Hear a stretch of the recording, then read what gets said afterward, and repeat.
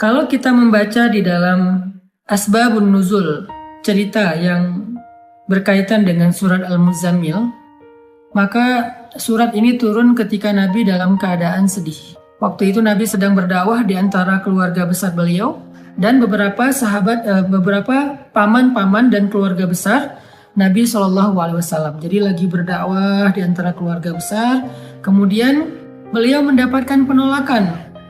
Terutama penolakan dari Abu Lahab. Kalau yang lain nggak menolak, hanya diam saja. Kalau Abu Lahab menolak dengan kasar, menolak dengan marah, menolak dengan menghina, mencela. Sampai ngata-ngatain Nabi, engkau itu anak yatim, kamu harus tahu diri, kamu itu siapa yang selama ini membesarkan kamu, kami adalah paman-paman kamu. Seandainya kamu mau mengajarkan kami lebih tahu daripada kamu, karena kami lebih tua, kami lebih banyak pengalaman, kami. Abu Lahab menolak dakwah Nabi dengan sombong. Sehingga kalimat-kalimat Abu Lahab ini membuat Nabi merasa sedih. Setelah Nabi berdakwah kepada keluarganya, Nabi juga berdakwah kepada tetangganya, kepada beberapa orang yang beliau kenal, kemudian kepada masyarakatnya yang ada di kota Mekah, dan sebagian besar dari mereka itu menolak Nabi. Bahkan tidak sedikit dari mereka yang menolak Nabi dengan cara-cara yang menyakiti perasaan Nabi.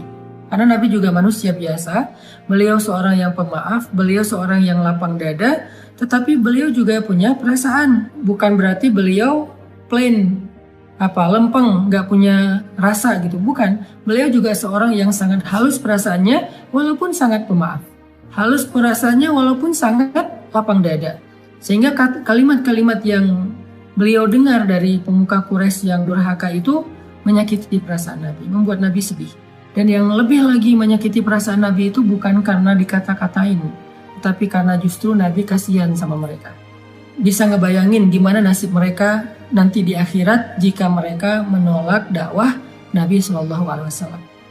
Sehingga dalam keadaan yang seharian Nabi lelah berdakwah, keliling ke sana kemari ditolak, ketuk pintu rumah nggak dibukain, datang ke sebuah tempat yang kerumunan orang diusir, Nabi diperlakukan seperti orang yang hina, seperti orang gila, semua menjauh dari Nabi. Sehingga Nabi pulang ke rumah di malam hari setelah seharian capek, dalam keadaan berkeringat, dalam keadaan kotor karena dilempari. Nabi pulang ke rumah. Untungnya Nabi memiliki seorang istri yang sangat pengertian, sangat bijak, solehah, yaitu Sayyidah Khadijah. Nabi pulang ke rumah. Dibukain pintu rumahnya oleh Sayyidah Khadijah, dan Khadijah paham betul keadaan Nabi, sehingga ketika Nabi sampai di rumah, Khadijah mempersiapkan kebutuhan Nabi, makan malamnya, kemudian Nabi mandi dulu biar seger. Setelah mandi Nabi makan, kemudian setelah itu Nabi bercerita kepada Khadijah, Khadijah hari ini aku keliling tetapi diusir, Khadijah begini, Khadijah begitu. Nabi curhat kepada Khadijah. Khadijah itu tahu betul keluh kesah Nabi dalam perjalanan, dalam perjuangan dakwah yang luar biasa. Khadijah tahu betul perjuangan yang gak mudah. Dan Khadijah mencoba untuk menghibur Nabi semampu Khadijah. Jangan sedih, wahai kekasih Allah, sesungguhnya Allah gak akan mengecewakan engkau. Dan seterusnya, sambil Nabi istirahat, maka Nabi curhat kepada Khadijah. Lalu setelah semakin larut malam, Nabi pun tidur bersama dengan Khadijah. Dalam keadaan masih ada rasa yang berat di hati beliau. Kalau Nabi capek secara fisik, maka Nabi bisa istirahat dengan makan, mandi, kemudian tidur. Itu cara istirahat dari lelah fisik. Tetapi ternyata Nabi waktu itu bukan hanya lelah fisiknya, yang lebih berat lagi adalah Nabi lelah batinnya. Ini buat kita semuanya, semua kita pasti merasakan lelah batin. Kalau lelah fisik, kita tahu obatnya. Ketika kita lelah secara fisik, kita bisa istirahat dengan duduk, kita bisa istirahat dengan goler-goler, berbaring, kita bisa istirahat dengan tidur lelap, kita bisa istirahat dengan santai-santai, kita bisa istirahat dengan makan dan minum, ngopi, ngeteh, minum jus, makan buah. Kita bisa istirahat dengan nonton, kita bisa istirahat dengan bercanda dengan anak-anak, dengan keluarga. Itu adalah cara kita melepaskan lelah fisik, merecovery lelah fisik. Sakit Fisik juga demikian, recovery-nya kita bisa dengan bed rest, kita bisa dengan minum obat, kita bisa dengan terapi. Itu adalah cara kita recovery sakit fisik, lelah fisik. Tapi bagaimana kalau kita sedang lelah batin, sakit batinnya, perasaannya yang sakit, hatinya yang sakit, pikirannya yang sakit, jiwanya yang sakit, dalam tanda petik. Gimana cara kita merecovery semua itu? Gimana cara kita ngobatin batin kita yang sedang terganggu? Gimana cara kita ngobatin hati kita yang terluka? Gimana cara kita ngobatin perasaan kita yang tergores? Ternyata bukan dengan entertain. Cara ngobatin jiwa kita, cara ngobatin hati kita adalah dengan zikrullah, mengingat Allah. Kenapa bisa kayak gitu, Ustadz? Karena jiwa kita itu, roh kita itu asalnya dari langit. Beda sama jasad kita, fisik kita. Jasad atau fisik kita itu asalnya dari bumi. Sehingga ketika dia sakit, maka obat-obatnya ada di bumi. Tapi kalau roh kita, jiwa kita itu ditiupkan oleh Allah asalnya dari langit.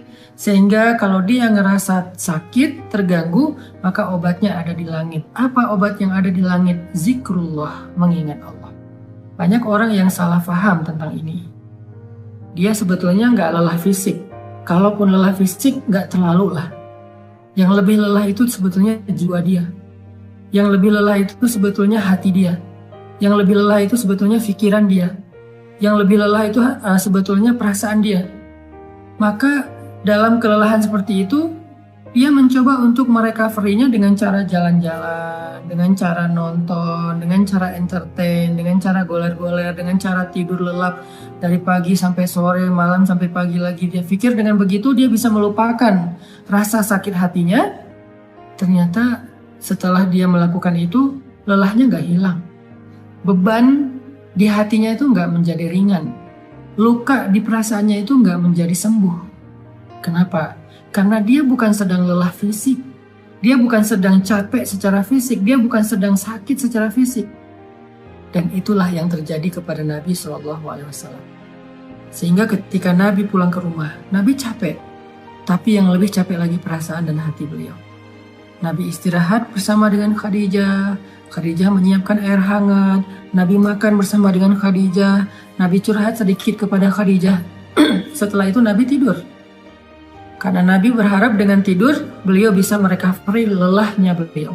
Ternyata Allah tahu, Nabi bukan hanya butuh tidur. Ya, seseorang butuh tidur untuk recovery lelah fisiknya. Tetapi bukan hanya fisiknya yang lelah. Nabi juga merasakan lelah yang luar biasa hatinya.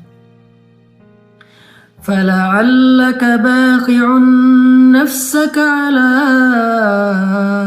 آثَارِهِمْ فَلَعَلَّكَ بَاخِعٌ نَفْسَكَ عَلَىٰ آثَارِهِمْ إِن لَّمْ يُؤْمِنُوا بِهَذَا الْحَدِيثِ أَسَفًا. Kata Allah di surat Al-Kahfi. Hampir saja engkau mencelakai dirimu sendiri. Hampir saja engkau mencelakai dirimu sendiri. Karena merasa berat terhadap pengingkaran mereka. Merasa berat terhadap kedurhakaan mereka, merasa berat terhadap kekufuran mereka, hampir saja engkau mencelakai dirimu sendiri. Hampir saja engkau membebani perasaanmu sendiri. Itu yang dirasakan Nabi. Nabi sangat terbeban. Bukan terbeban secara subjektif perasaan pribadi beliau, bukan. Beliau itu terlalu menginginkan hidayah kepada umatnya. Beliau itu akan sangat sedih kalau ada yang menolak dakwah beliau. Bukan karena pribadinya, tetapi karena kasihan kepada mereka. Allah tahu Nabi sedang merasakan itu. Sehingga ketika Nabi tertidur, terlelap, Muzammil itu sebuah kiasan bahwa Nabi itu tidur lelap. Dalam bahasa Arab, orang kalau tidur lelap itu diistilahkan dengan berselimut. Walaupun bisa juga bermakna memang Nabi memakai selimut, tetapi Al-Quran lebih dalam dari itu. Al-Quran sedang tidak bicara hanya soal selimut yang dipakai Nabi, tetapi Al-Quran itu adalah bahasa sastra, bahasa yang tinggi. Maknanya itu tidak sedangkal pemaknaan kita, pasti pemaknaannya lebih dalam lagi. Sehingga kalimat ya ayyuhal muzammil, wahai orang yang berselimut di sini artinya wahai orang yang sedang lelap dalam tidurnya. Wahai orang yang sedang nyaman dengan tidurnya. Kan berselimut itu nyaman, lelap ya. Wahai orang yang sedang beristirahat dari lelah fisiknya dengan cara tidur. Allah tahu Nabi butuh istirahat, tidur agar bisa merecovery capek secara fisik. Tetapi Nabi juga butuh sesuatu yang bisa merecovery capek batin, perasaan, jiwa dan pikiran beliau. Sehingga Allah berfirman, "Qumil lail." Bangunlah di malam hari. Ternyata fadilah keutamaan pertama dari tahajud itu adalah tahajud obat dari lelahnya jiwa. Tahajud adalah recovery batin. Tahajud adalah obat hati. Tahajud adalah penenang pikiran apabila dilakukan dengan sungguh-sungguh.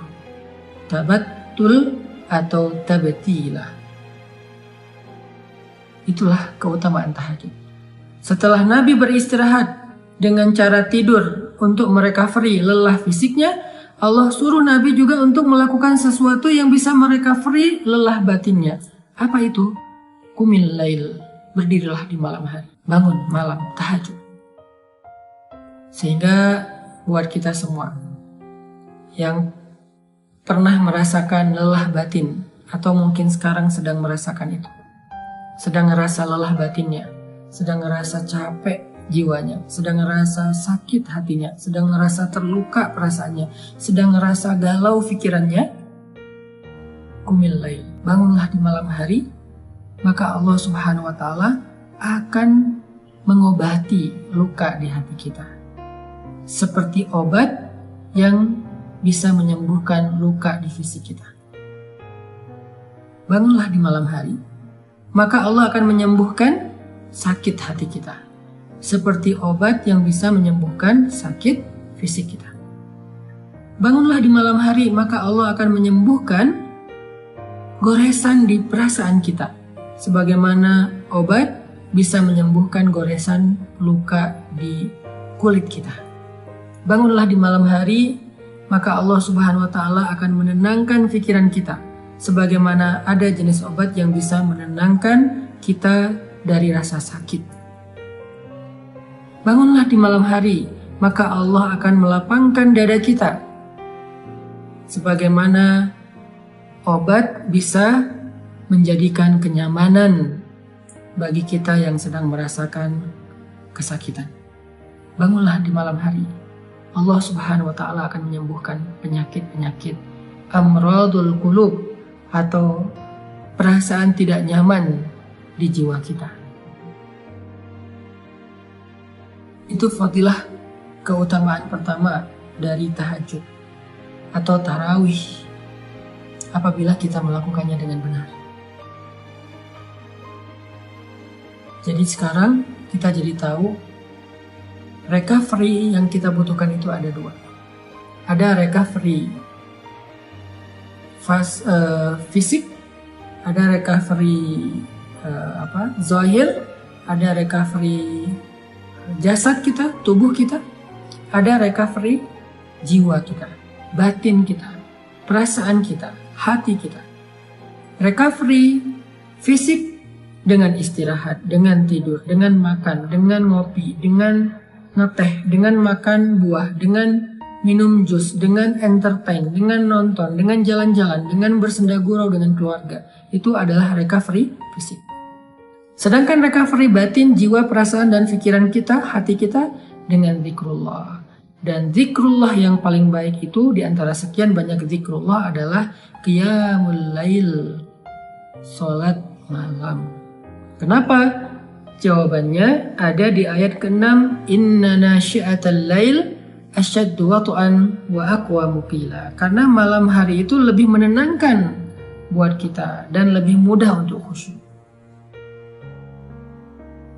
Itu fadilah pertama dari tahajud atau qiyamul lail atau salat tarawih.